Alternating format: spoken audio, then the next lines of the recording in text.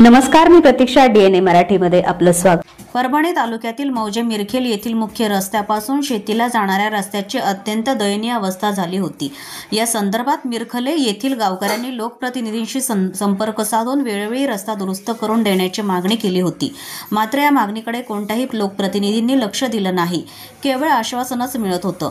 त्यामुळे आज मिरखले येथील काही गावकऱ्यांनी स्वतः पुढाकार घेऊन जवळपास 1.5 लाख रुपये जमा करून JCBच्या साहाय्याने रस्त्याची दुरुस्ती करून जवळपास 1 ते 1.5 किलोमीटरचा नवीन रस्ता तयार करून घेतला. यासाठी रिपब्लिकन कामगार सेनेचे जिल्हा संघटक भारत कनकुटे, मिरखेलचे उपसरपंच रविकांत देशमुख, बाळासाहेब देशमुख, शिवाजी देशमुख, कुणाल कनकुटे, माधव देशमुख, विजयराव देशमुख, सचिन देशमुख, शंकर देशमुख आदींनी पुढाकार घेऊन रस्त्याचे काम पूर्ण केले. यामुळे मिरखले गावातील नागरिकांना येण्या करण्यासाठी या रस्त्याचा मोठा फायदा होणार आहे. खूप नेत्यांच्या मागे लागलो, पण काही आम्हाला सहकार्य केलेलं नाही.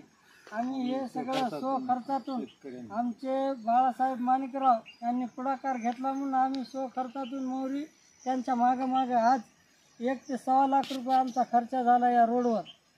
आणि 1.5 किलोमीटर रस्ता आहे हा मुख्य रस्त्यापासून आणि गावापासून आणि 1 ते 1.5 किलोमीटर.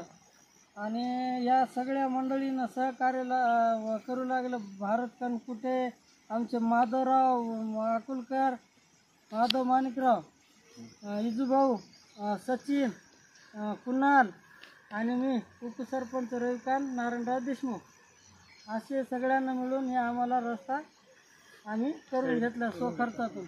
प्रतिनिधी बालाजी कांबळे, DNA मराठी, परभणी.